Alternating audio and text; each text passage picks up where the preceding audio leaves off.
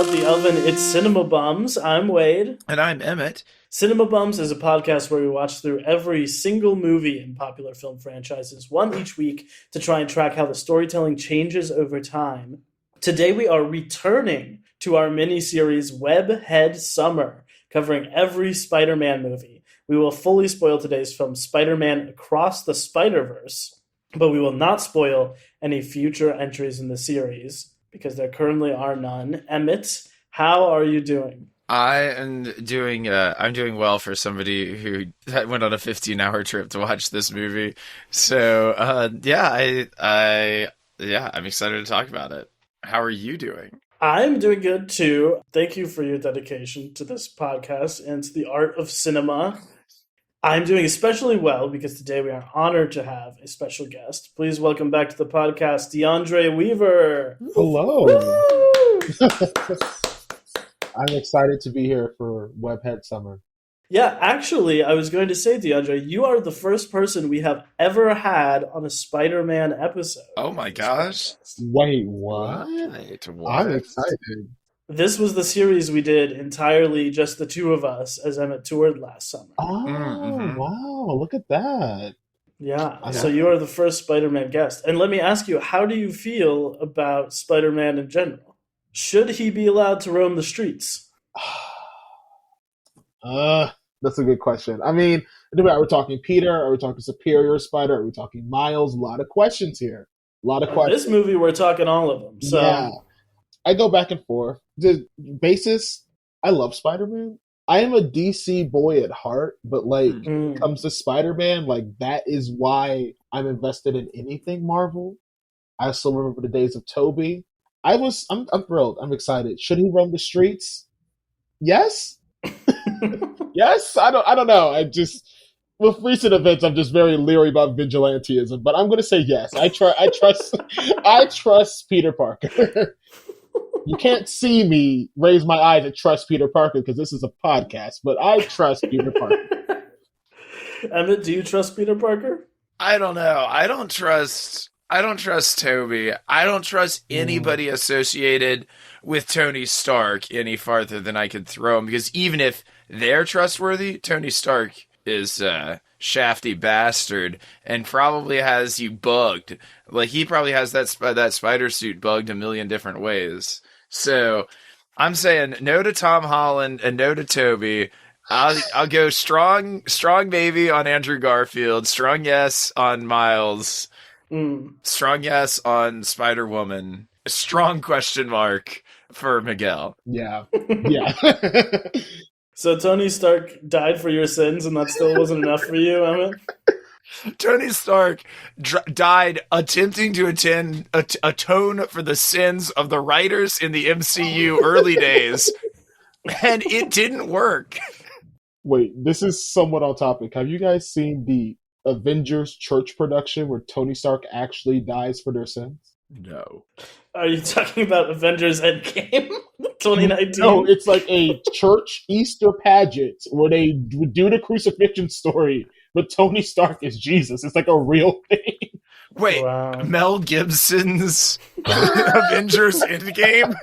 I cannot wait to see it. Yeah, I actually haven't seen any Zack Snyder movies since Batman v Superman, so I've missed that one. But... Oh, man. Emmett, what would you do if they made a Emma Stone, Spider-Woman, Gwen Stacy live-action movie? I would quite simply die. That's what I figured. Okay, so DeAndre, which are your favorites? We don't need a full ranking at this stage in the podcast, but what are these Spider-Man movies you really love of the ones before this? Okay, Spider-Man 3, just because that has a just purely childhood brain sear on it. Emmett loves Spider-Man 3 as well. You're in good company here. It's a good movie. I'll fight anybody on it. It's a good movie. It's silly. It's a good time. Yeah. My number one, actually, surprisingly, is Spider-Man Homecoming. Hell yeah. I just think that's one of the Spider-Man movies that, is it the best Spider-Man movie? No. Is it the best movie? Yeah. I just feel it's funny. I just got finished watching a part of it because every Sunday. That will be on TNT or FX. I guarantee you. Every Sunday. Does not matter what you're doing. It's going to be there. And it hits. Like, beat for beat, it's just a strong script.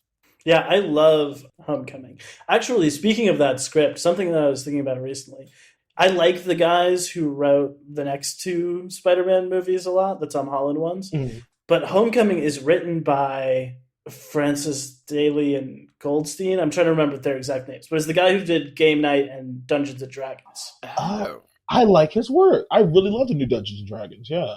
Yeah, I like their stuff a lot. And I think they were supposed to direct, it's two of them, they were supposed to direct that Homecoming, and then ended up losing it to John Watts, but still wrote it. And I feel like that maybe, I think all of the Holland movies are pretty good, but I feel like that one having a little more inventiveness could be because of their writing touch. And I think a lot more heart, too. A lot more heart there. Yeah, I agree. Okay, so today we are talking about Spider-Man Across the Spider-Verse, which was released June 2nd, 2023, 2 days ago as we record this, by Sony Pictures. It is the sequel to Spider-Man Into the Spider-Verse, which was released 5 years ago. I guess actually, and I should ask now, DeAndre, what did you think of Into the Spider-Verse when it was released? First of all, I'm just 5 years? Good God. Right? Yeah, that took 5? Oh wow, okay. I'm just processing that. As every appearance on this podcast, I talk about my janky ass movie theater that's right next to my house. I remember not knowing anything about this, just going in completely blind and having a great time. Like, I remember just going on social media, like, everyone needs to see this now, buy a ticket, and I don't know if people did, but it won the Oscar, so that's what's important. So that movie had 3 directors. This movie also has 3 directors, although they are entirely different, which I thought was interesting. First of all, we've got Joaquim Dos Santos. This is his feature film debut. He's a TV director. Directed a whole lot of Justice League Unlimited, Avatar: The Last Airbender, and The Legend of Korra. Gotcha. That makes sense. Yeah. I believe he directed the Avatar 4-part finale. This is one of his big claims to fame. Yeah, that would be a claim to fame. You mean a movie-length animation classic? Yeah. Yeah, damn, dude. Wow. Then we've got Justin K. Thompson. This is his directorial debut. He was the production designer for the first film and for Cloudy with a Chance of Meatballs, which is also by Lord and Miller, the producers and writers here. He also is the production designer on all of the Sackboy games. If you've ever played those over on PlayStation. Sackboy's Big Adventure, Little Big Planets. Oh, yes. Mm-hmm. I remember that one. Yes. And the third and final director is Kemp Powers, who back in 2020 had sort of a 1-2 punch of writing One Night in Miami and writing and co-directing Soul, the Pixar animated movie. Oh, wow. And this is his return to the directing chair after that. So those 3 guys were in charge. This movie was also written by Phil Lord and Chris Miller, who we know from Cloudy with a Chance of Meatballs, the Lego Movie, the Jump Street movies, got kicked off of Solo for making it too funny, infamously. They produced and Lord wrote the first movie, and now they're both in the writer's seat for this one and still producing. Other writer on this, another guy whose work I like, is David Callahan, who wrote Shang-Chi and Mortal Kombat back in 2021. Solid team. The score for this is by Daniel Pemberton, who returns from the first film. Definitely want to talk about the great score in this. An incredible score and soundtrack. Just awesome. For sure. This movie runs 2 hours and 20 minutes, making it, get this, the longest American animated movie ever made. And that is true even if you count the Lion King live-action remake as an animated movie. What? It is still true. This is crazy to me. The longest American-made animated movie ever? Yes. I believe that, yeah. And it was also apparently the largest production for any animated movie ever. It had over 1,000 crew members working on it.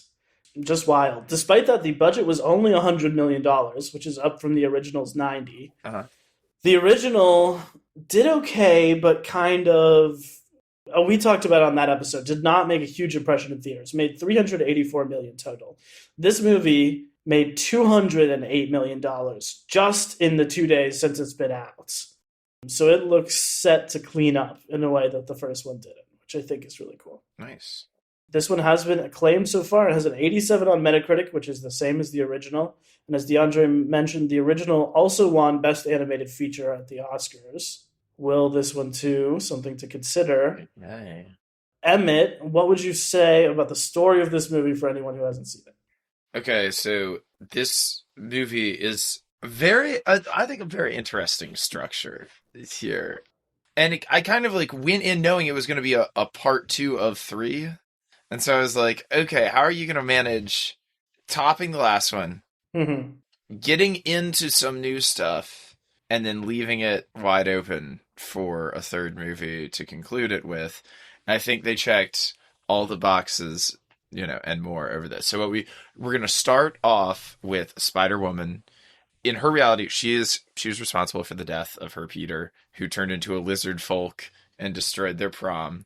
Her father, who is the police captain, caught her at it and thinks that Spider-Woman is responsible for the death of Peter Parker, is on the search for her, and finally realizes that she, in fact, is Spider-Woman. All of this happens in like an incredibly short and intense amount of time. Then she is rescued from this standoff with her father by basically the supergroup team of Spider-Folk, led by Spider-Man. It's Miguel. What's his last name? Miguel O'Hara. Miguel O'Hara, who is scary werewolf Spider-Man.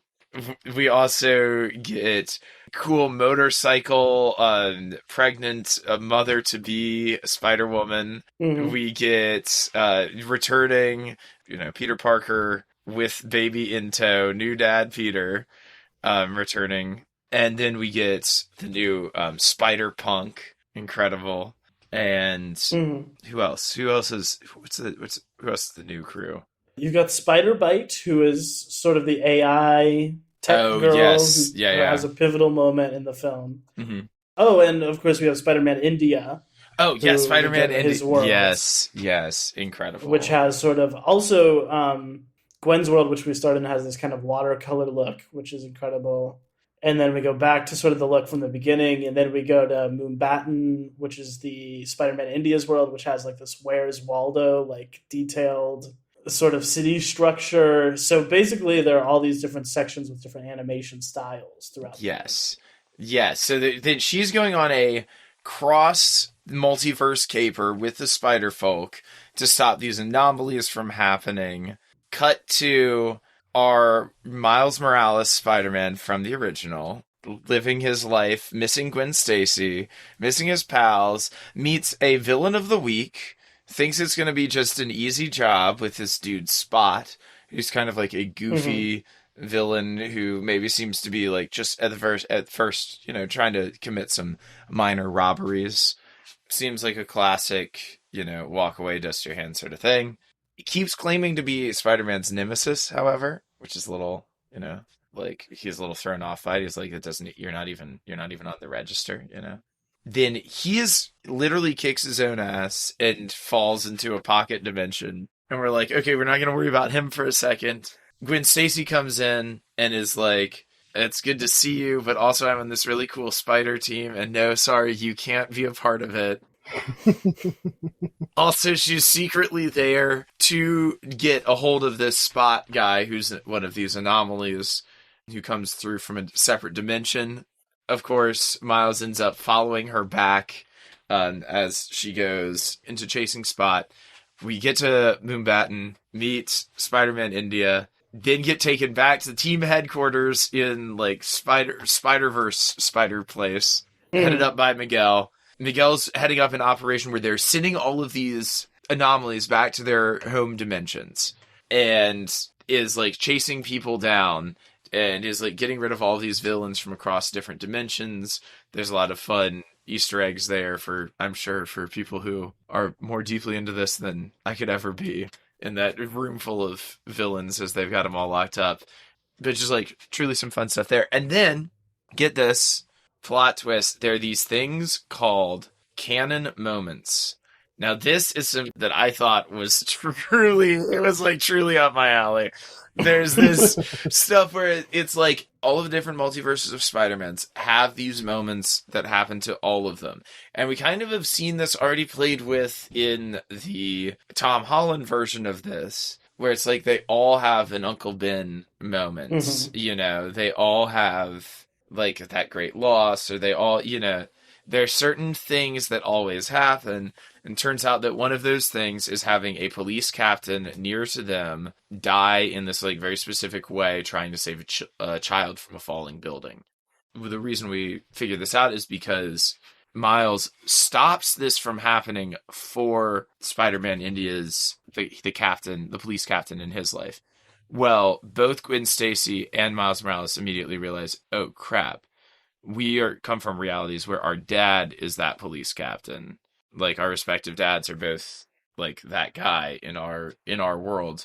Miles is like, I have to go back. Miguel is like, you cannot, because if you do, it will shatter the reality. Also, newsflash, Buck, you're an anomaly yourself, because the spider from your world isn't even from your world. It was from a different dimension already. So you're already got like this weird like cross-dimensional DNA thing going on. So Miles is like, okay, this is crazy. This is crazy fight scene or chase scene with all the different spider folk who are trying to chase him down. He finally outwits them, is going to send himself back to his own dimension through their like send it home machine. It analyzes him. And of course, it analyzes him for the dimension that his spider comes from, not for the dimension that he comes from. He is sent back to Earth 42, which is an Earth that, because that spider went through, did not create a Spider-Man. And the Miles Morales in this world became the Prowler. His father died, and he followed in his uncle's footsteps instead of being more influenced by his dad, and appears to be in some sort of criminal underworld type thing. The very end of this movie, we've got Miles face to face with himself as the Prowler. And we have Spider-Woman with the whole crew having defied Miguel Spider-Man, having brought back the crew of everybody that you loved from the last movie, plus everybody that you loved from this movie. And then, as this happens, also, the exact same time, Spot, the evil guy, comes back with, huge powers at this point and looks like he's going to wreak hell on Miles's family. I would say just an incredible job at, splitting the party and, bringing everybody together and then tearing them back apart for that trilogy feeling, that second movie in the trilogy feeling. I think this movie rips in that respect especially.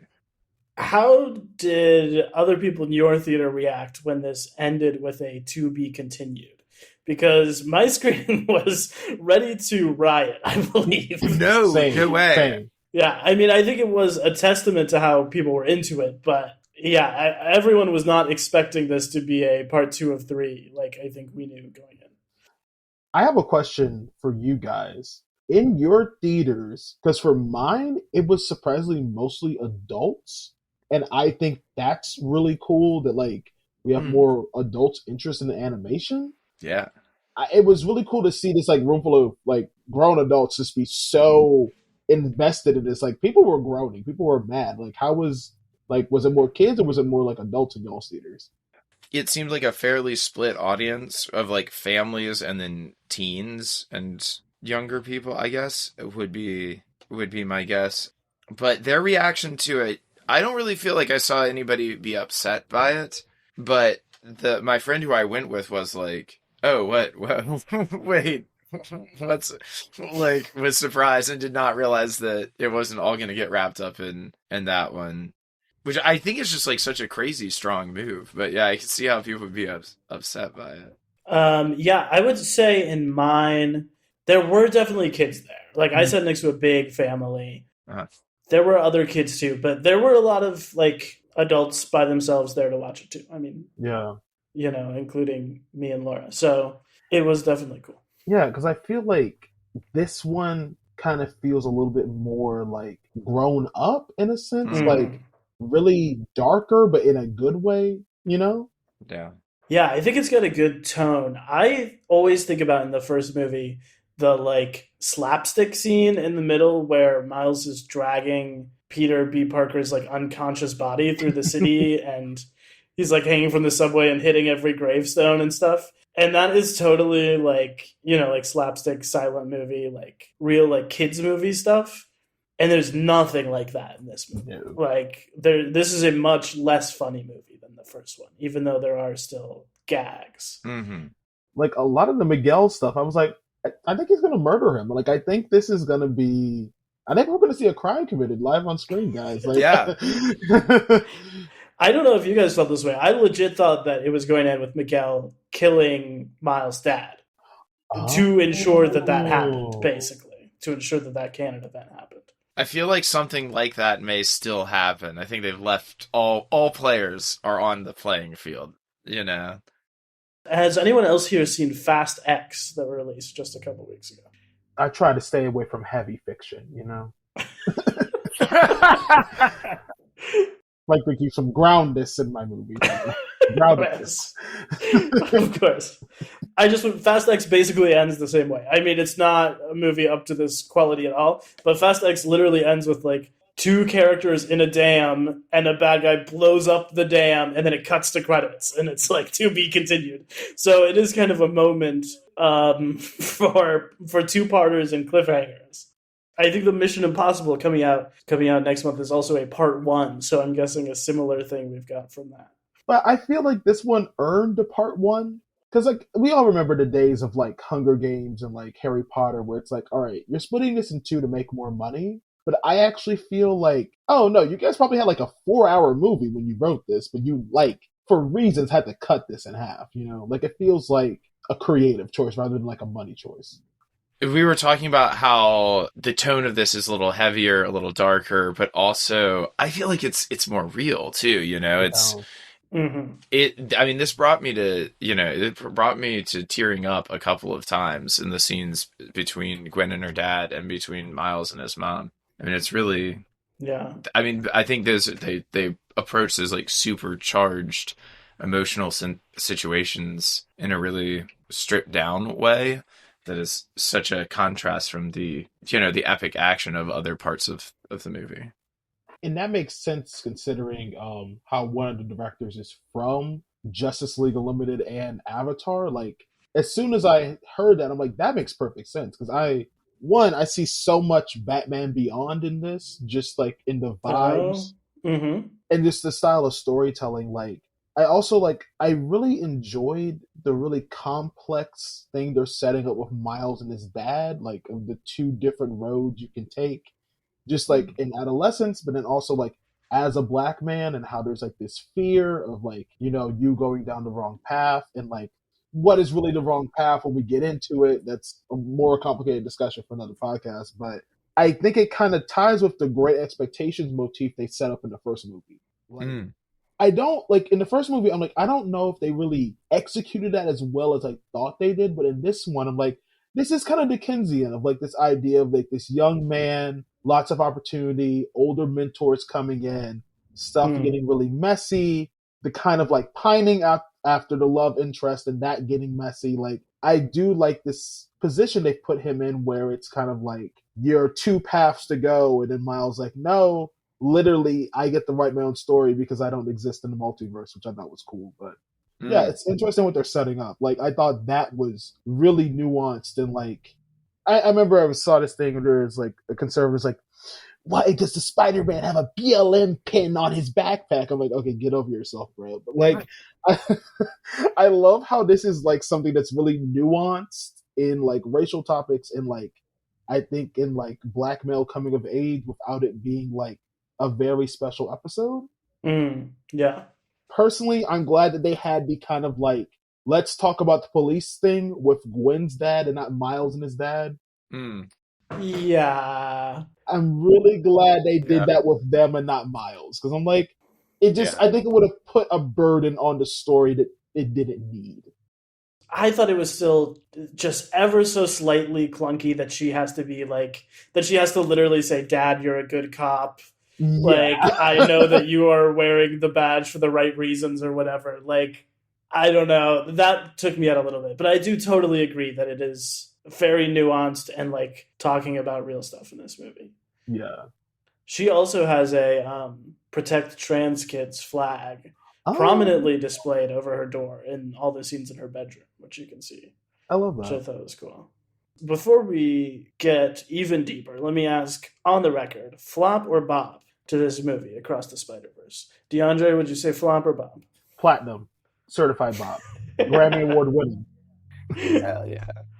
I meant flop or bop? Oh, it's a bop. It's a bop. Oh, yeah. Wade, flop or bop? Bop for me, too. I loved this movie. I think it's one of the best movies we've covered on this podcast.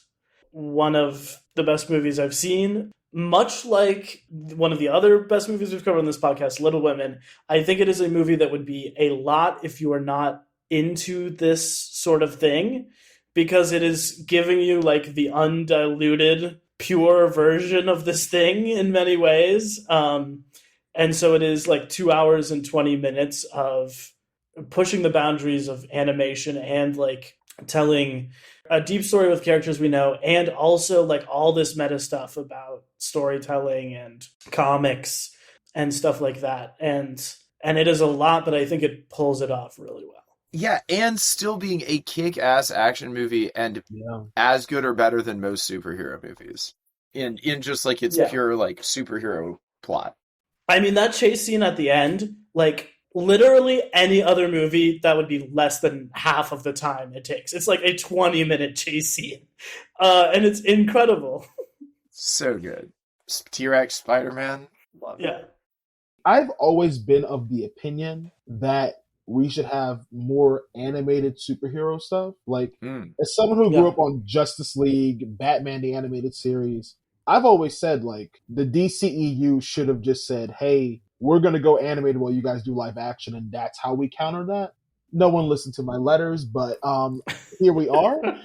But this kind of shows, like, how much you really can do with animation that we're not there with CG, or frankly, because of the mechanisms of capitalism in the Disney system, we can't do this kind of rich storytelling with, say, the typical Marvel movie. Like, if this was a live action Miles, I don't know if we would get that complex conversation about law enforcement or the layers and layers or the cultural specificity of Miles, like actually speaking like real Spanish.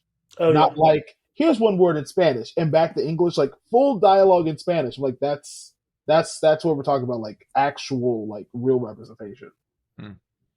Yeah, I totally agree. I think the movie also pushes animation at the same time too. Obviously, the first one did, and we've seen since then with like Puss in Boots and The Bad Guys, Mitchell's versus Machines. Like other studios are following trends that this set, and then this one also like zags into entirely other different things. I mean, we're gonna have to talk about Spider-Punk for a good bit, but the fact that he is like 2D animated, like a zine from the 90s, basically, amongst these other like 3D animated characters, and there are live action characters in this too. I mean, your point, DeAndre, also makes me think like Thor: Love and Thunder is an animated movie. Yeah. Ant-Man Quantumania is an animated movie. Like, the only things that are live action in those are the characters' faces, and they've animated the backgrounds, they've animated the suits they're wearing, you know, like... Yeah. And there's so much more opportunity when you're not bound by realism, I feel like. Because so much of this one in particular, as opposed to the first one, gets like so abstract. All of the stuff with the spot at the end where it's just sort of like black and white shapes to like show his power growing. Yeah, that's stuff that I'm not going to say you couldn't do, but maybe a lot of people wouldn't be bold enough to do in a live action movie. Yeah. I think the other thing too is that like you have such a better continuity. Because, you know, we always talk about these things going on for years and years. Like, Kevin Conroy was Batman for what, like 20, 23 years? Like, a long time. Yeah. Like, yeah. Or he can age at a rate that is more appropriate to the amount of time that's passing in story time rather than real world time. Yeah. Which is cool. Speaking of let's head into the continuity corner for a minute, because that point brings something to mind. This movie, I think, takes place a little bit over a year after the first one, right? Is that what they say? Yeah. Even though I feel like Mayday looks more than like 3 months old, Peter B. Parker's baby. But make of that what you will. Is the implication that the Spider Society started after the first movie, and all of this is like really fresh? Because there's a lot of talk about the super collider that explodes at the end of the first movie in this one, and I wasn't sure if that was supposed to be like the linchpin for all of this stuff, or if it was going on before we just didn't know about it. I believe what Miguel says is that he started it after he destroyed that other world, and that may have been a long time ago. Hmm. And that he did it to basically make sure that nothing like that ever happened. But then the collider created a bunch of problems for him, maybe? Oh, okay. That would make more sense, I feel like. Or could they have happened in tandem? Of like maybe he messed up the world the same time the collider exploded, and then it's kind of a question who broke it if they happened at the same time. True. Yeah, because he didn't look like a lot older than the guy in the flashback. He looked a little older and meaner, but not like significantly. Mm-hmm. Yeah. So that would play into it having been within the last year. But that would be a huge thing to have pulled together. Yeah, that's what I was thinking. That's big Lord Azrael energy right there. That whole flashback and backstory for Miguel reminded me a lot, Emmett, of another Spider movie we covered on this podcast, Enemy. This whole idea of him having like replaced his double. Whoa. Like replaced Miguel in Miguel's family unit, this other Miguel, and like not being able to keep that up. And the end kind of took me to that place too, when Miles is face to face with the other Miles, which I thought was the other Miles. Yeah, this goes into fan theory territory. I don't think this is Miguel O'Hara. Oh, okay. I said this when No Way Home came out, that it's not Doctor Strange, it's Morbius, and I was made to look like a fool because of that. But I really wanted that to be true. It would have been a better idea. I was talking to a mutual friend of ours, Ty Rab, and he's reading Spider-Geddon right now, which is like very similar to the plot that's going on. And apparently the main villain is like this energy vampire that can just touch spider people and just make them disappear from continuity. What? I'm just saying, this is the kind of movie that flips stuff. And I'm just like, and as someone who's like, I'm like, this is not really Miguel O'Hara in a lot of the things that are happening. And I'm like, I don't know. I mean, if it's based on Spider-Geddon and this is a movie that likes to flip stuff, maybe this is kind of like a secret villain thing. I don't know. How hard is it for someone to put on a spider suit and get time travel powers and say, I'm also a Spider-Man? I don't know. I'm just throwing it out there. Damn. Ooh, I think I'm sold on it. I'll start getting out the red string. Yeah, we see him he's the post-credit scene of the original, right, Miguel? And he does seem darker, a good bit more intense here than he did there, even with everything going on. So, yeah, that's interesting. I thought that we were going to see maybe Madam Web in this, and I'm kind of sad that we didn't. Well, I think that's going to be some sort of part of their whole Sony Venom verse. And they might be saving elements of that for this. But let's talk briefly in the continuity core about some of the stuff we do see, right? So the Spot goes to the live action Venom verse where he sees like the shop clerk lady who's a background character in those movies. Then in the villain scene, and I was so excited by this, we see Donald Glover from Spider-Man Homecoming as Uncle Aaron, like fully transformed into the Prowler and like captured in this universe. And we also later, I just want to throw this out because clearly there's some sort of synergy. Well, I guess when they're talking about the canon events, we also see footage from the Tobey movies, the Andrew movies, existing footage. And then when Miguel explains the multiverse, It is illustrated in this sort of illuminated tree fashion, which is the same exact way it's represented in Loki, Oh, wow. the MCU show, when they explain the multiverse. It's the same tree, basically, sort of indicating that the MCU is one universe and all of these connected universes, which this movie is kind of bringing together. That's so cool. And I also heard them make reference to Doctor Strange and the Nerd in such and such a world, which is, of course, Tom Holland's Spider-Man. Mm-hmm. Did you guys think we were going to get Tom Holland in this movie or the next movie? Absolutely not. Absolutely not. I hope not, for previously mentioned anti-Tony Stark reasons. Yeah, I just think for business reasons, I just think... Now, I could be totally off the mark here, but did we get a voice cameo from Toby?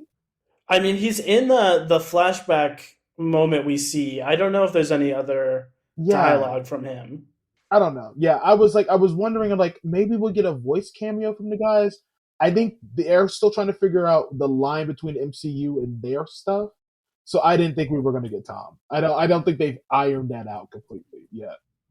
I'd like to see him in the next one, but, you know, I'm not upset if it isn't. In fact, I think, like, what we saw in this one is so cool in, like, this movie's approach to taking this stuff seriously. Because, like, it would be kind of be the easy thing to do the No Way Home thing of bringing in Toby or Andrew or what gets the biggest cheer. But, like, that they are playing off Donald Glover, this thing that's been in the back of our heads since Homecoming and has never been resolved. And then he shows up in this. Like, that's such a cool way of, like, taking it seriously and giving you someone you will cheer for that's not it's not Darth Vader, right? It's a little deeper. And then, like, Donald Glover being the catalyst for Miles as a character, too. Yes. Mm-hmm. Yeah, like, I think that must be cool for him to, like, see all of this sprout over 10 years and then him to be in the movie, you know? Mm-hmm. Okay, that's most of the continuity. Let's switch over to the villain report. So I guess the main villain of this is the Spot, played, interestingly, by Jason Schwartzman. How did we feel about Spot in this movie? I love an incel villain. Yeah. I mean, this whole movie does remind me a little bit of Incredibles. Like, it's giving, like, Sinestro. I also love that it's the bagel guy. Like, I love the guy that just became a meme. It's not the villain in the second movie. I liked it. I was a fan. Yeah, I was a fan too, especially with the motivation of being like, I will make you notice me as your nemesis. He's so just, like, oblivious to it. He's like, you know, I thought that was really cool. And because I do think it's a fun thing too, because often at the beginning of these movies, you do have that one, like, early villain who's, like, just gets completely dusted, you know? And it's just like a chance for the hero to be like, yeah, I leveled up since the last movie, right? Like, here I am. And here's this just, like, completely meaningless villain that we're going to have in the first 25 minutes and you're not ever going to see again. I think it's really clever to kind of play off that and bring him back around as a truly terrifying villain by the end. Spot, I liked. As I said, I like his power upgrade and visually how he's represented. I thought it was just, like, an interesting layer, an example of how this movie goes deep. Like, his story about how he just can't get a job. So, like, he's trying to do a victimless crime of robbing an ATM because, like, if you looked like the Spot, how would you get a job? Yeah. Like, it just is a fascinating thing. Although I feel like he should be, like, paid out by Acme Corp or whatever the company is that he worked at where he got transformed into the Spot. Like, for sure. But he feels like such a Batman villain to me. You know what I mean? Like, in the sense of, like, I created you because of invitation of power, but also just feeling like a theater kid that got some serum. You know what I mean? Like, yeah, it's really, it's a cool kind of divergence from, I think, a lot of the typical Marvel villains. Well, he's also funny, which is like Batman villains, right? Because Batman isn't funny and his villains are. Spider-Man is funny and his villains aren't. But Spot is funny until he's not in this movie, basically, which is an interesting twist. And I guess we've talked about him already, but what about Spider-Man 2099? I don't know if he counts on the villain report. Like, how much of a bad guy do we think that he really is? To be determined. To be determined. Well, I mean, I feel like we heard DeAndre's theory about how he was maybe secretly. Who you think it's Morbius in disguise? Not Michael Morbius, but I would love that. I think his name's Morlin. He looks like Oh, Morbius. whoa. Yeah, something like that. It's an M something, yeah. I think it's really fun that this guy is a villain, and I think it's going straight at that thing that is always danced around in the MCU of like, is a superhero team ethical inherently?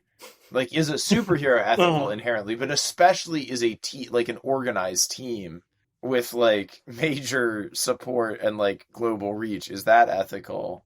Pretty clearly, it's not. In some sense, especially if they're gonna like make sure that people's parents don't get saved, Yeah, their job is making sure people die. making sure that certain people die because it's convenient for the plot. That's truly wild. That really reminds me of this season of Dimension 20 that I was listening to, that's all about fairy tales, but that in that too, there are characters who are like meta aware of fairy tales as a construct, living within a fairy tale world, and are kind of like trying to affect the canon of that world in a similar way. I think that's a really cool idea. Was stoked to see someone else play with it in a kind of different way. And to add to that, like on the morality scale, it's like the whole fate of the universe rests on Spider-Man in each of these universes. Yeah. Like the fabric of reality is the Spider-Boy. Like I don't know. It's his movie. I get it, but like I don't know. It raises some ethical questions. It's like, so this one guy has to basically suffer so that everyone else can be safe. I don't know what the ethics of that is. Like.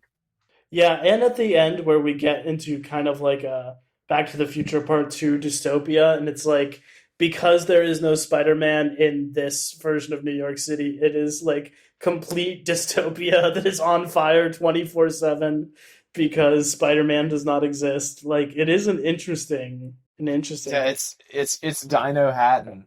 The second It kind of is, yeah. it's Dino Hatton the second you don't have Spider-Man there. Yeah, it is the new brutalism over there. Yeah. I would say, was anyone else like that twist? Genuinely shocked me. Like I did not see that coming at all. Did anyone else see that coming? I didn't. Okay, I did not see it coming, but in some way I called it because in the shot where he lands against like the fire escape and it's raining, my instant reaction was that doesn't look like his art style. Like I just immediately was, oh, that's not the Miles art style we know. And then as it kept going, I was like, oh, I guess it is in just that one shot. And like it totally flipped my mind until the twist happened, which did get me for sure. So here's the thing. When they said that bit about how one spider was from a different universe, and then he gets back in the Wayback Machine or whatever and is going to kick himself back, I was like, oh, he's either going to get torn up by it, like he's going to get split in half, or he's going to get stripped of his powers, or like some crazy thing is going to happen. And then when it seemed to go okay, I was like, wait, what is this? And then, just like you said, the fact that there's like a pink background in all of the Gwen shots when she was supposed to be in the same world, and his was like all green and blue. It's like, what?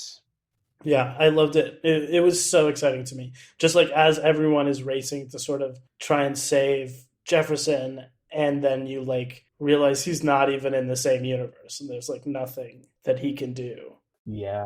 Yeah, it was pretty good. In fact, were I to offer really a hypothetical criticism of the ending of this movie, it would just be that it seems to me like what we are setting up is the end of an act 2 rather than a big act 3, right? It feels to me like this ends maybe 10 to 20 minutes before the end of a second movie. And it gives you enough to know that things are going to be all right. Like you see the crew assembled, you see him like lighting up his hands to get out of the chains. But like it feels to me like we're leading up to sort of someone dying and things being bad for like 20 to 30 minutes, and then there's an act break, and then we'll get into whatever the real third movie is, you know? Yeah. It scares me. I have faith in this team, but like I don't know, it scares me because my initial instinct is like, okay, act movie 3, it's gonna be this whole like race against time to save Miles' dad. I'm like, well, how long can we really stretch that out? Like I don't know. I think it'll be interesting. Was it next year is when we're getting it? It's currently dated for March 2024, March of next year. I think we might be lucky if we get it next year. I don't know if that March date is going to stick, but I mean, just to briefly recap the behind the scenes, this movie was originally announced just as one movie. Mm. And then they said that they had cut it into 2 films. So it was not an idea, basically. They were working on this as one gigantic movie. And then at a certain point, they were like, we have too much movie. It's going to be a part 1 and a part 2. Literally, it was called Across the Spider-Verse Part 1. And then basically as it got pushed back and back, they changed it to Across the Spider-Verse and Beyond the Spider-Verse, which is the one for next year. So what do we think the Beyond is? I don't know, but I certainly think the stakes with the Spot are going to be bigger than just saving Miles' dad or just saving like a universe, It does feel like we're setting up big stuff. Yeah, like he's gonna absorb the whole universe, multiverse or something. Or that he's gonna alter canon in such a way that like reality itself begins to dissolve or something crazy like that. Or they're going to pop up into the real world and kill Stan Lee, and then the entire thing is going to be destroyed. Bring him back and kill him? Bring him back and then kill him in one fell swoop. Wow. To play God of creation and death, that's intense. That's just... Wow. I've seen a lot of people talking about like it being some larger live action elements in the third one, which I don't know. I love the animation, so I would not I don't feel like it needs it. I don't think it's fun for the little like cameo stuff, but I feel like it like if there was much more of it, I feel like it would start to detract. Yeah. How would you guys feel? This was a rumor at one point that I just could not wrap my head around. But if in one of the live action MCU movies, this animated Miles and Gwen popped up, I will bet you about 5 sticks of gum that there has definitely been a conversation at Marvel of like, hey, in Secret Wars, could we just have Miles swing through or just have them in the background? I think it's been a conversation. Yeah. And I think it's totally possible. I think it could be like, how in Endgame, how there was like the A-Force moment of them all posing. I think it could totally be a thing of like, and my Spider-Man, and then it's just like all the Spider-Man and then Gwen and Miles are just animated there. Haley Steinfeld can't play both parts, so they're just trying to figure some stuff out. She doesn't talk. Who else does she play in the MCU? Haley Steinfeld's also Hawkeye. Oh, yeah. She's 2 people. I forgot. And then Oscar, a lot of them are double booked. Plus, Oscar Isaac is also the blue guy from X-Men, so he's really 3 now that the X-Men are part of the MCU. True. Gosh, she's going to be a busy boy in Secret Wars. Busy guy. Okay, speaking of characters, let's do our MVP. This might be particularly tough for this movie. Other than the protagonist, so I am actually going to take away both Miles and Gwen, because I think since this movie starts with Gwen, they are sort of dual protagonists. And I think they both have complete arcs in terms of like having the talk with their parents at the end of the movie. So I'm taking both of them off. But other than those, anyone is on the table. DeAndre, who is your MVP? I would say Miles' mom. I don't think in the first movie I was really missing her. I was like, I want more of her. I want to hear her perspective of stuff.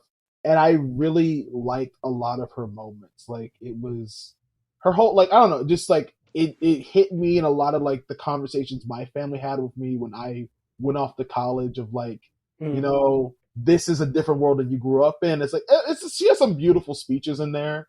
Mm-hmm. And I like a lot of what they're doing with that character. Also, like, I don't know, I think that she really did come through a lot in the plot. She's trying to help her son find some stuff. And I think, especially based on the comics, she's going to be a bigger deal in the third one. Oh, interesting. Because in the comics, Miles' mom is the one that dies, not his dad. So I'm interested to see how, if we change that, if we keep that the same, how that's going to work. Interesting. Yeah. Oh. Yeah. Wow. That is Luna Lauren Velez playing Rio Morales. I thought she was great too. And I thought, as you were saying, even in the first movie too, like the Puerto Rican side of Miles's background is missing a little bit too. Yeah. And this movie has like such more an emphasis on that relationship and that culture. I also think it's really women focused in the way the first one wasn't, with giving Gwen so much more to do, and Rio, and even like Jessica Drew and stuff. Emmett, MVP? Okay, well, you know who it's gotta be. None other than Spider-Punk himself. Yeah. Finally we get to talk about it. Never has it been more clear to me when a character pops on the screen. I was like, because at first I was like, oh, who's this Hobie character who's coming in here and trying to get between Miles and Gwen. I'm like, no. But then we meet him, Spider-Punk, the most iconic Spider-Person of all time. Truly wonderful. A British punk rocker, anti-establishment, anti-superhero, anti-team. And yet working for a police state. Yeah, and yet working for a police state, you gotta do what you gotta do. You know, you can psychologically oppose an oppressive system, and then you still also have to make rent. So. Like, he's definitely the guy that like works at Chick-fil-A, but actively is just telling people like, I don't know. I mean, just maybe gay rights. I don't know. Just, he's definitely like, he's the guy that you meet on your like 9 to 5 that is definitely not with the bull. Yes. Not drinking the Kool-Aid. Yeah. Yeah. And he just looks incredible. I mean, he really threatens to like run away with the movie every time that he's on screen. I read something that it took, basically that he was the hardest character. It took like 3 years for each of his shots to animate them. Which is also why, if you pay attention, I noticed that in a lot of scenes that he is in the shot less frequently than the other characters. And I think that's because it's really hard to do the incredible stuff they're doing. Do we think that him and Gwen were really a thing? Or is that just sort of a flirtation joke? I think it's projection. This is like a classic trope of like movie 2. Because they did this in Far From Home? Did they do the same exact thing? It's like a classic teen movie trope of like, there's a hot guy, I feel insecure, I'm going to project onto him. I also do like the fan theory that maybe Hobie is a variant of Miles because he also knows about the electric powers. True. I don't know. I think it's projection. I think they're just friends, maybe. He does say that Gwen left her sweater at his place. Which... And she's wearing his shoes. I don't know. I don't know, dude. No. I don't know, dude. Oh, poor Miles. But at the end of the movie, just to tie it in, she does take Miles' sweater when she goes out to talk to his family and leave. So there is sort of a behind-the-scenes sweater through line in this movie.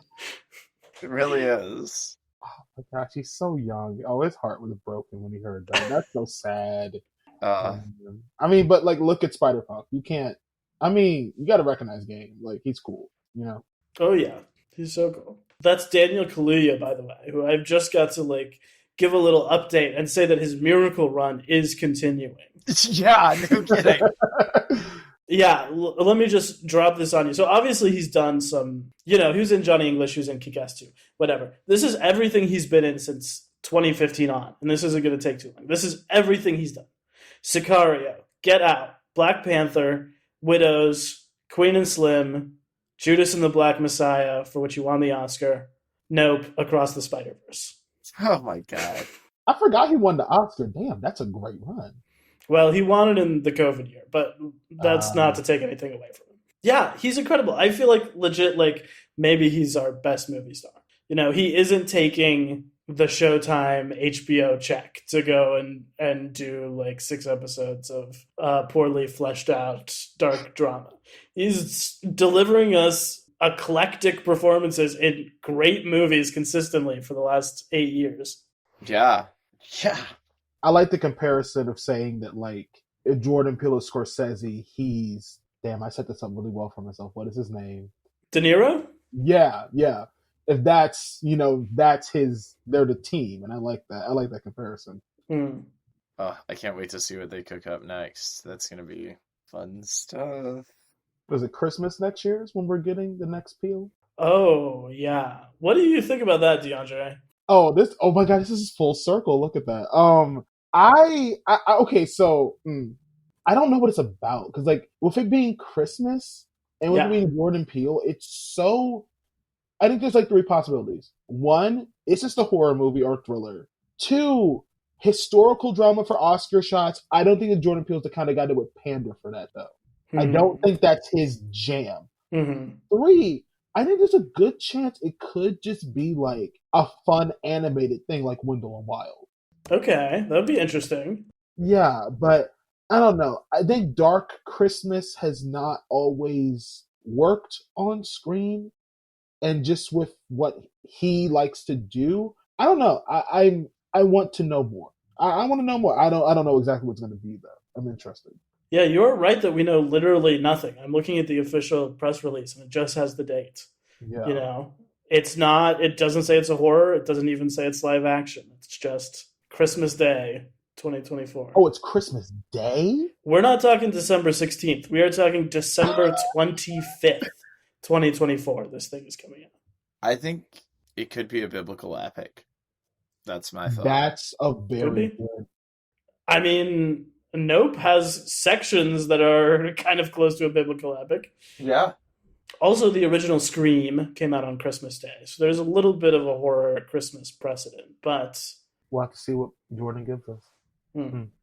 My MVP, there are a lot of really good performances in this, but I think I've got to give it to my boy, because how often can I? Oscar Isaac playing Miguel O'Hara. It's a great performance. I mean, he is dialed in to sinister, tortured superhero land.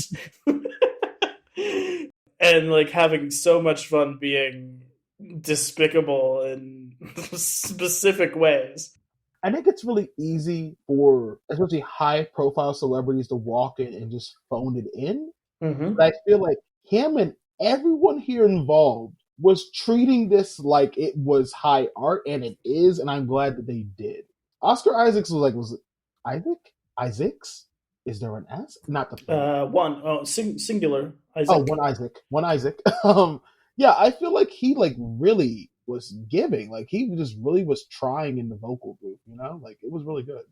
Let me see. Shout out. Okay, first give a shout out to Karen Sony, who I loved in the Deadpool movies, as Spider-Man India. His bit that just being Spider-Man is very easy was funny to me. I loved that. Shout out to Jarrell Jerome, who is the actor who plays Alt Miles, who we get at the very end. Oh, I did not know. Yeah, I was wondering if it was Shameik doing a different voice, and I was like, it's really different if it is.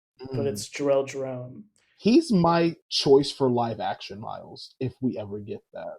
Okay. Because he's actually Afro-Latino, too. Like, I want that for him very badly. Yeah, I thought he did great. And even him just saying his name has really stuck with me. Like, the little bits you get of that character are so powerful, for sure. Let's give our final thoughts on this movie before we get to a little quiz here at the end. And I want to hear some updated rankings of where you would put this against the other Spider-Man movies. So, DeAndre, I'll start with you. Where does this rank, and any final thoughts on Across the Spider-Verse? It's definitely top 3. My final thoughts are, I think that the second movie is always the hardest thing to make. Not just in a franchise, but also as a director, and especially as with this many directors involved. You know, I think it's a thing of like as they say with musicians, like the first 25 years, your album is the first like 25 years of your life. Right. And you have like 1 year to put out your second album. Like, how do you find that? And granted, they had 5 years to work on this, which shows. And I think it's so impressive that they were able to really nail it in the second one. It makes me scared for the third one, but I think that they're going to pull it off.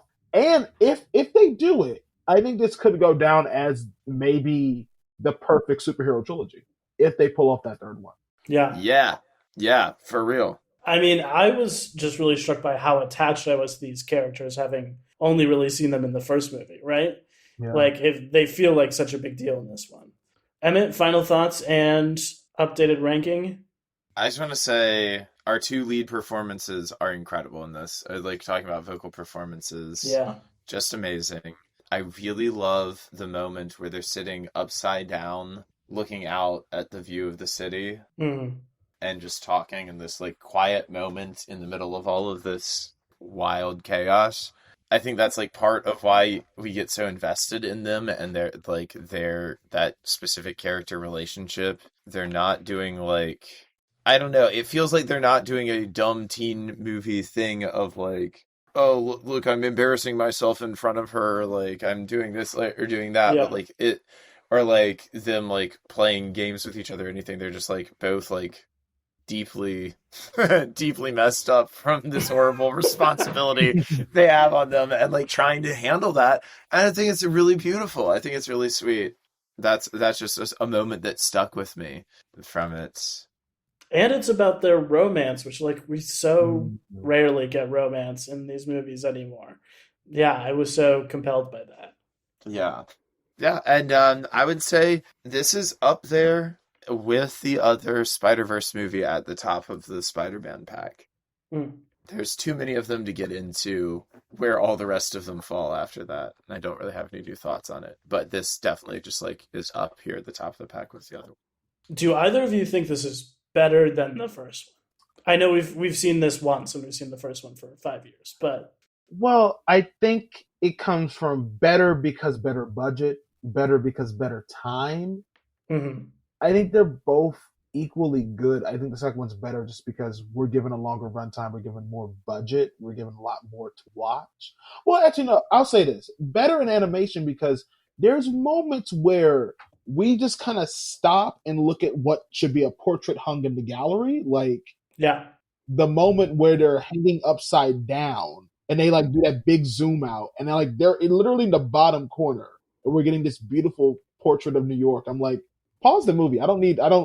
Stop talking. This is art. Yeah. I think in terms of that evolution of animation, better. Yeah, for sure. I love a second movie. I think it is better. I think it is. That's my just off the rip, kind of reaction to having just seen it just a few hours ago. But it also just makes me really want to rewatch the first one as well. How about you? What do you think, Wade? Do you think it's better or it's... It's funny. I did rewatch the first one before this, and at the beginning of it, I was kind of like, oh, maybe this is a little aged. Like, maybe the animation is not as good as I remember.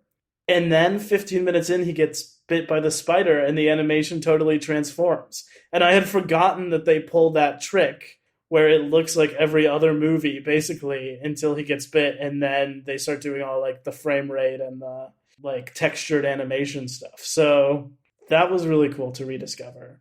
I certainly think the animation looks way better.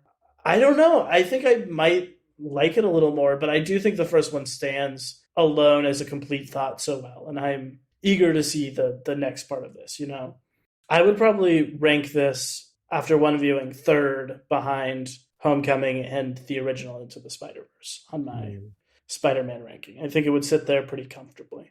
And the only other change I would have is that I think I would move 1977 up a little bit because genuinely I've thought about it for the last year since we saw it. It's so good. I have really not stopped. Have you ever seen the 90-minute straight TV 1977 live-action Spider-Man movie, DeAndre? Well, now I have something to do next weekend. No, I have not. What? It's incredible. It's really funky.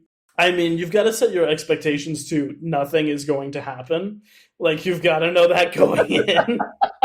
There's one action scene in the movie. It's an hour in. It's not the finale of the movie. It is wild and worth it, though. He's fighting a lifestyle guru who's making people commit suicide. He's also like a grad student who's like 30 years old, and they're just like doing that, which I think is kind of cool. But so like, it's not even like comic book villains. It's just like grifters and scam artists. There are no comic book characters other than Aunt May and J. Jonah Jameson in the movie. All the other ones are original characters. Oh, I love that. Where do I find this? You can watch it on YouTube. It's hilarious because it takes place in the part of Queens that looks exactly like LA. Yes. For a split second, I was like, "Oh my gosh, what part of Queens is that?" DeAndre, that's a joke. They filmed it in LA, and it's Aunt May lives in a sprawling LA mansion in the back of Queens. Somewhere in Queens. Her attic is a warehouse that Spider-Man walks through and contemplates. Does science in. Oh my god, the freaking best part of that movie is that there's this whole subplot that he needs to get like $26 to pick up his package. I swear to God, the package is not important. He picks it up eventually and it does not relate to the plot. He's like, oh, glad I checked that off my to-do list. Every character in the movie, he's like, and by the way, could I borrow a couple bucks to pick up my package? If that is not 70s, just like storytelling, like B plot that has nothing to do with anything. Oh God. Because I didn't get a chance to watch all of you guys' Spider-Man coverage. What is y'all's opinion on the third Tom Holland one? I think we're both pretty hot on it. I liked it, and I feel like parts of it have actually lived with me more than I expected them to. Mm. Yes, I'm guessing that's not your opinion, but well, we talk about like, if they land a third one, this could be like the de facto trilogy. And like, I love Tom Holland and I love John Watts. My personal opinion is that like, I want to see the draft that John Watts had before Toby and Andrew agreed to come. I want to see the movie they had before we started all this like corporate synergy multiverse stuff. Like, what was your Tom Holland story before we had to jam into Sinister Six? Yeah, I'm curious to see what that is, but like, still, I don't know. Do you think that if they land a third one, that's a better trilogy than the Tom Holland trilogy? Yes. My thing with the Tom Holland trilogy is it does not always feel like a cohesive trilogy. Each individual movie I generally enjoy, but it doesn't necessarily make it feel in the same way. I guess that makes sense because he's also in all of the other, like he's having character development outside of the main arc. So I don't know. He dies and comes back to life off screen. So that's kind of intense. And I guess the third one to me was very exciting both times that I watched it. But I do agree that if this third one comes out, there'll be no question. Like, if it comes out and is like even remotely as good as the first two, there'll be no question as to, the Shining trilogy and the Spider-Man multi-series. Well, if I can, speak to all that for a second. Something that this movie really made me think of is how, like, No Way Home is so much darker than the other Holland movies, right? Like, Aunt May has to die. It's got this really serious tone. And I think some of that is in response to, like, all of the Raimi fans who are always complaining about how Tom Holland, like, has funny movies and, like, gets his suit from Tony Stark, and, like, they didn't feel that he was tragic enough as Tobey Maguire is. That's kind of what this movie is about, right? Like, this movie is about people who are, like, Spider-Man has to be this one thing, and that one thing is this, like, platonic example of Peter Parker we have. And Miles, who is, like, the first Spider-Man who is very different from Peter Parker, is like, no, my story can be my own. Like, it actually doesn't have to be a retread of the exact same themes we've seen in 10 other movies, Yeah. And then tying into that first battle where we're talking about what is art, and it's like, well, we're talking about it and, like, how that kind of sets up that thing later down the road. I am one of the Raimi fans that was talking the entire time. I remember it was like, I was like, one of my coworkers, like, I think that Tom Holland's going to beat the Green Goblin. I said, no, you're dumb.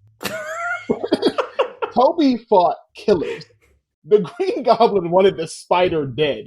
I knew the moment that Timothy Holland walked up to my boy, Willem Dafoe, that it was a wrap.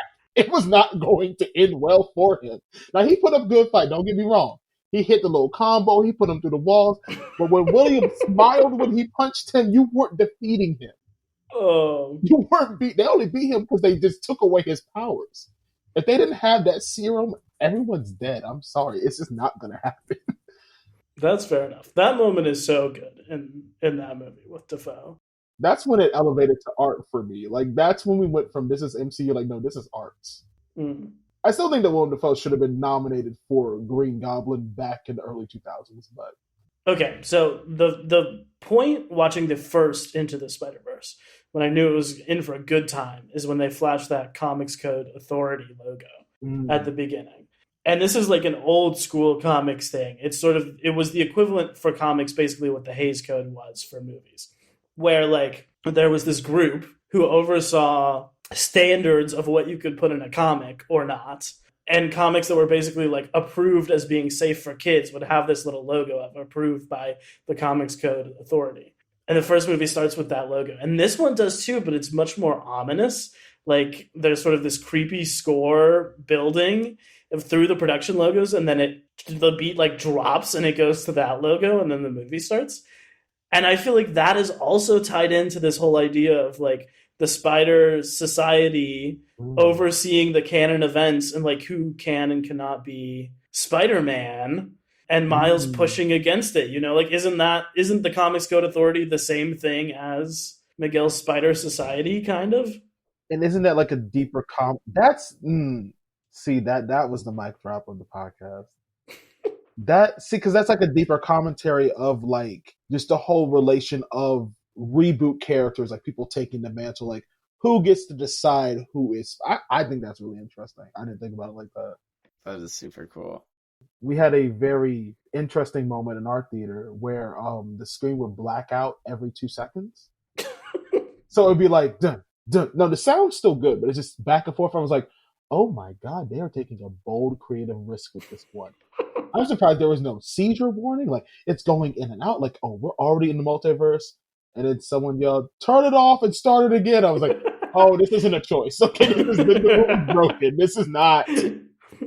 See, you know you're a theater person when you fall for a gimmick within 5 seconds. You're just like, oh, this is part of the thing. Oh. You're like, I'm in on it. Okay, cool.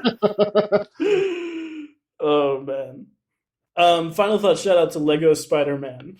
That got me so good. I was really hoping that he would be like the final boss. Like he's the guy pulling the strings.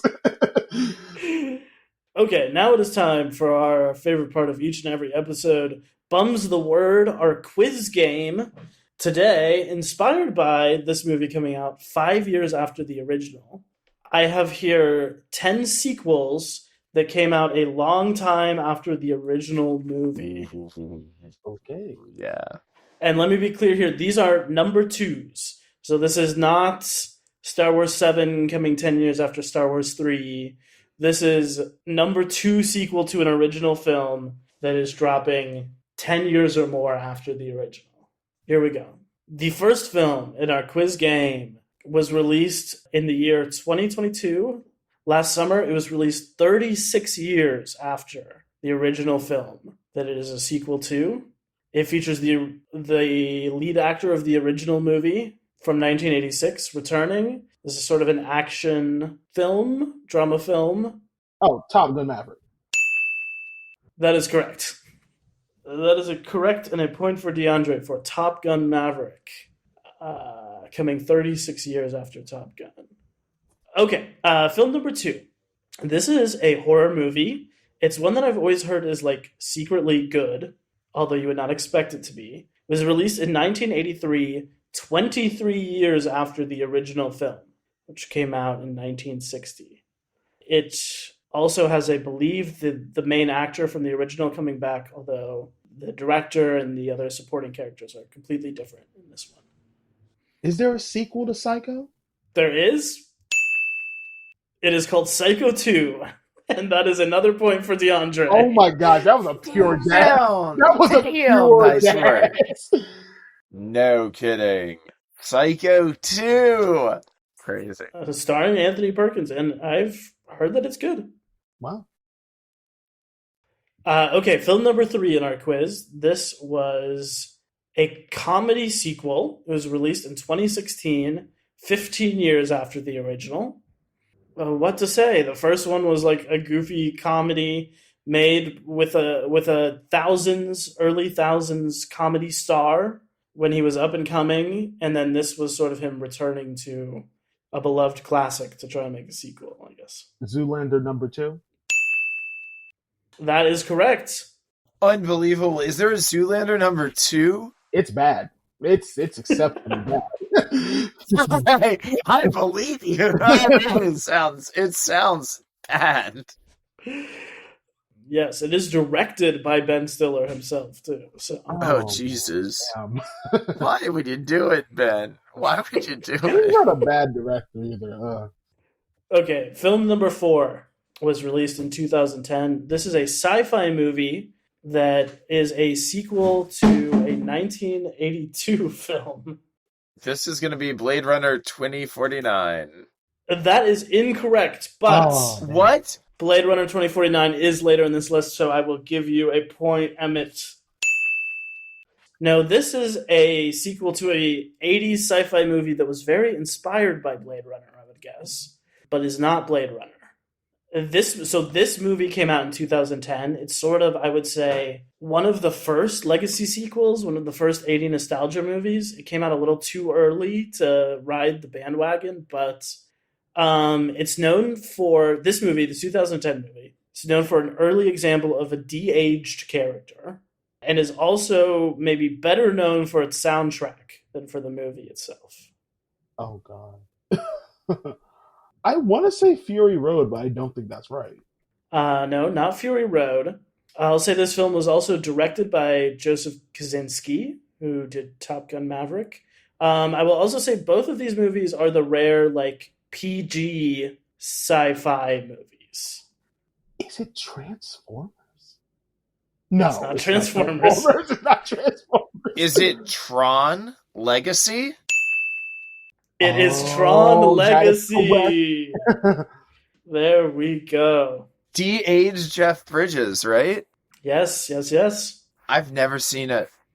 I saw it in theaters. Pretty good. I haven't watched it since. It's got that Daft Punk score. That's what people like. Oh, yeah. Well done. It's 3 points, DeAndre, to 2 points, Emmett, right now, with 5 films still on the board. The next film. This is a 1998 comedy. It was released 30 years after the original film, which came out in 1968. It's sort of a buddy comedy movie, and it has the original actors 30 years later coming back and reprising their roles. It is a sequel to a movie, but there were TV shows, there were plays, I believe there were musicals. This is a big franchise concept that this film is following up on. Of a buddy movie? Yes, of a buddy comedy. I want to say Starsky and Hutch, but I don't think that's right. Think older and think even more basic. And not in a rude way, like literally the most basic premise for a buddy comedy is what this is. It's not Cops. I don't want to confuse with the phrase. It's not a buddy cop. This is just 2 guys grinding each other's gears. The Odd Couple? This movie is The Odd Couple 2. Oh. No way. What? No way. I never even knew it. I did not know the movie existed of that. That's good. I can't believe that this such a simple concept has lasted for so long.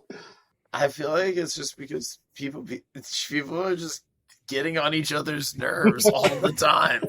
And it's like, it's just constantly relatable. It's like, yeah, that happens to me too, man.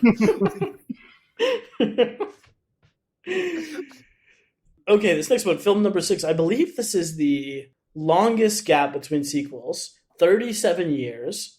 This movie came out in 2003. It's an animated film and is the sequel to an animated film from 1967. This movie is maybe one you would think it was direct-to-video, but it was indeed released theatrically. Is it Fantasia 2000? It's not Fantasia 2000. Oh, damn. Although that is a movie that Across the Spider-Verse kind of reminded me of at points. The Rhapsody in Blue. Is this the Jungle Book 2? This is the Jungle Book 2. Good. Wait, Jungle Book 2 went to theaters? It did. At 70 minutes long with credits, the Jungle Book 2 went to theaters. What year did this come out? 03. Did I see that as a child? Didn't it have it had a little girl who Mowgli falls in love with? Yeah, there's a lot of business with the human village, and there's a girl from the human village who Mowgli likes. Yeah, that's all there. I remember the romance element stuck strong with me and absolutely nothing else. Okay, film number 7 on this list was Blade Runner 2049, which Emmett already guessed in advance, as though some sort of android who could predict the future. Or a precog. 35 years after the original, that film. This next film, shortest gap, 10 years. We're talking 10 years after. This is an animated movie that was released in 2017. The sequel to an animated movie from 2007. Sort of a sport-focused animated movie. The original is about one sport, and from the looks of it, this is about a different sport. It's animated? The tagline on the poster for this movie is starring your favorite WWE superstars.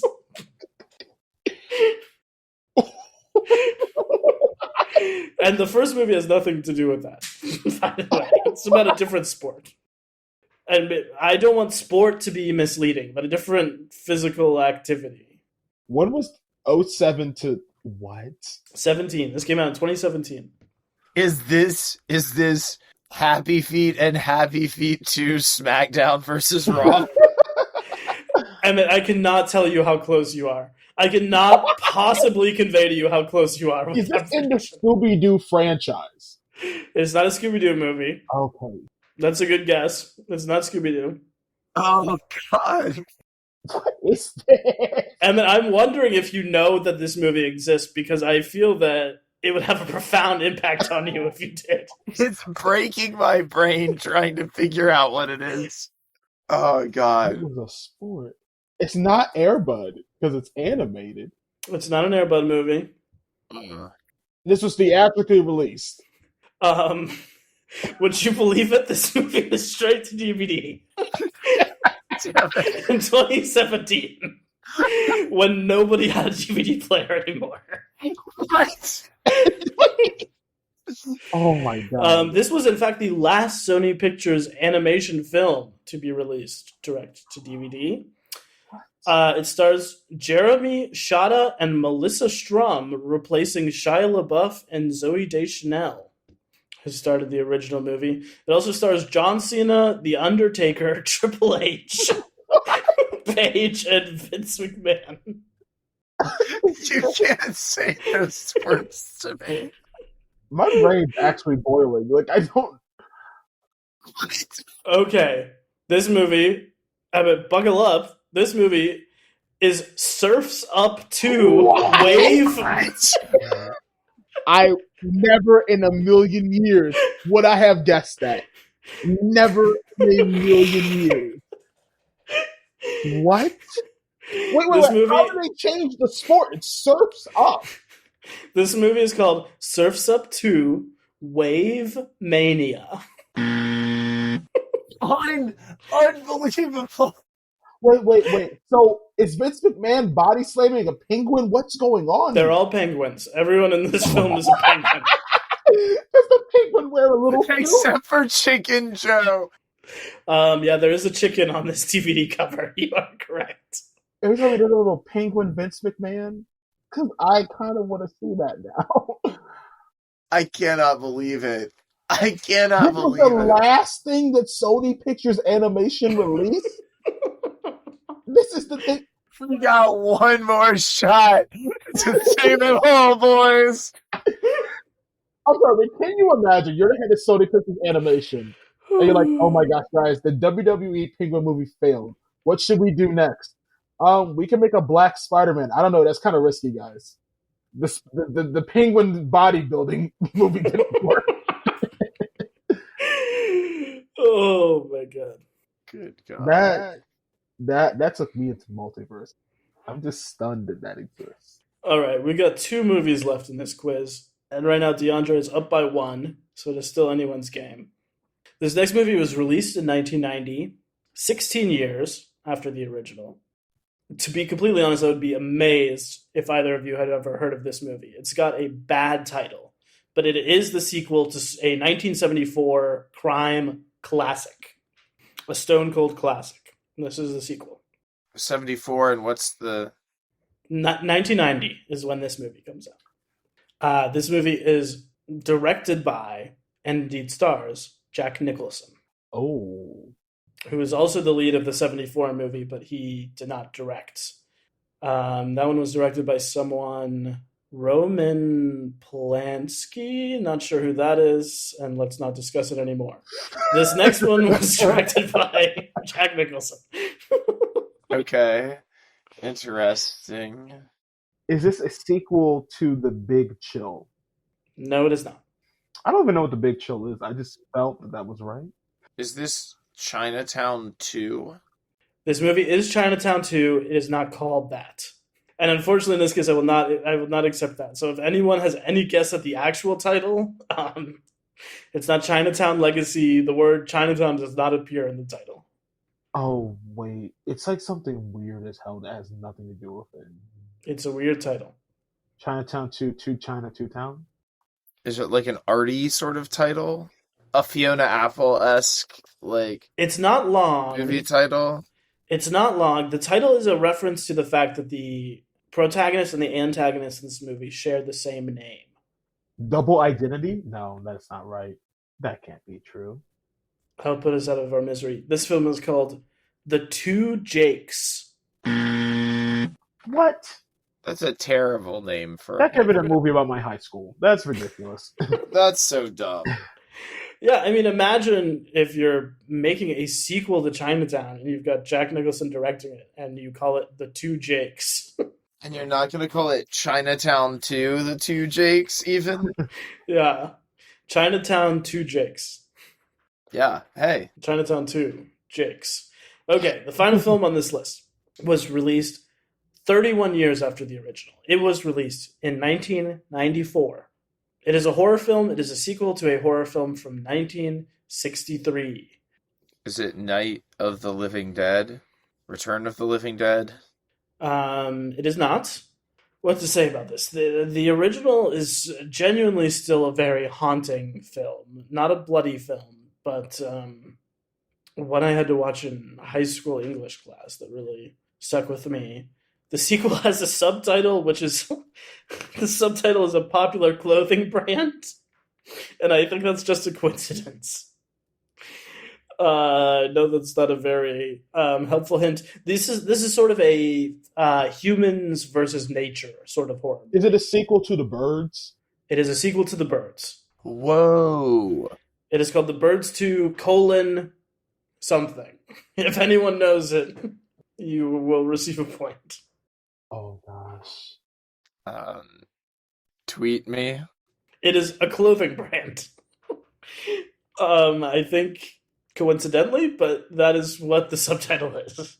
Birds to Forever 21, because you got pecked to death by birds at the age of 21. All I can think is Birds 2 Aeropostale, and I just know that cannot be right. I would love that.